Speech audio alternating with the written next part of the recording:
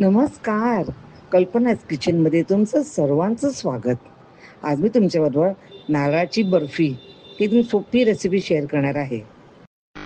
साहित्य एकदमच 1, 2, 3 कमीच आहेत. चला मग पाहूया.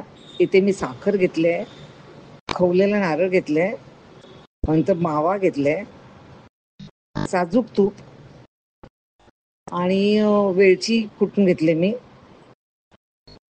आपले ड्रायफ्रुट्स मी इथे बदाम पिस्ता घेतले, तुम्हाला आवडीचे ड्रायफ्रुट्स घ्या. तिकडे आपण एका पॅनमध्ये तूप साजूक तूप आपण मेल्ट करूया.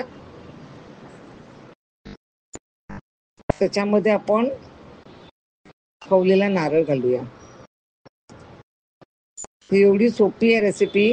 बस साहित्य पण त्याचे एकदम 300 ग्रॅम लक्षात राहिलं की नारळ, साखर आणि मावा एकच मापाचं घेतलंय. आता इथं पण नारळ आपण तुपामध्ये का करतो, म्हणजे त्याचं मॉइश्चर त्यातलं जायला. त्यांनी काय होते की ती आपला बर्फी जास्त दिवस टिकते, म्हणजे चांगली 1 महिना पण खराब नाही होणार ती.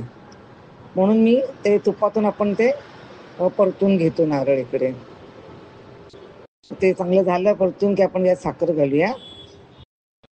आता साखरेची मी पावडर नाही केलेली, आपली जी वापरतो नेहमी घरात तीच साखर घेतली. आणि आता साखर चांगली वितळेपर्यंत आपण ते स्टर करूया. पाहू शकतात आपली साखर चांगली विरघळली आहे. आता यामध्ये वेलची पावडर मी कुटून ठेवलेली ती घालूया.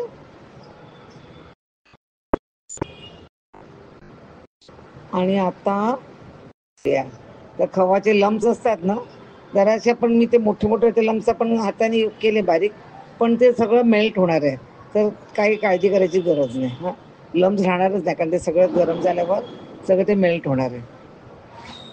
आता हा मावा चांगला नारळ आणखी साखर एकजीव होईपर्यंत आपल्याला गॅसवर ठेवायचं आहे.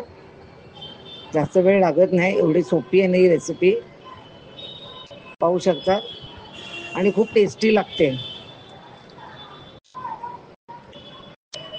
आणि ना ही नारळाची बर्फी मी लहान असताना माझ्या बाजूला पणूच्याही राहायच्या, त्यांच्याकडे गणपतीला हमखास हे असायचे.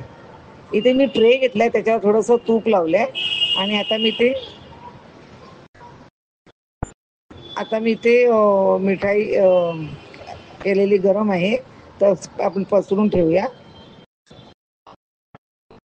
माझ्याकडे ट्रे लहान मोठा होता, आणखी माझी बर्फीचं प्रमाण कमी आहे, म्हणून मी तर अर्धाच करते स्प्रेड.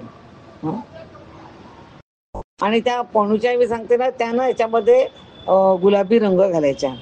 तर आम्ही लहान असताना आम्हाला एवढं आवडायचं, मी गणपतीमध्ये सगळ्याकडे मोदक खाऊन खाऊन कंटाळा आला की ते ही नारळाची बर्फी एकदम आम्हाला अट्रॅक्टिव्ह वाटायची. तुम्हाला त्यांची खूप आठवण येते हे करताना. आणि आता इथे मी बदाम पिस्ताचे काप केले, इथे आपण पसरून ठेवूया. थंड करूया ही बर्फी. झालं. आजची रेसिपी आवडली असेल लाईक, शेअर आणि सबस्क्राईबचं बटन प्रेस करायला विसरू नका. आणि हो, माझा व्हिडिओ पाहिल्याबद्दल धन्यवाद.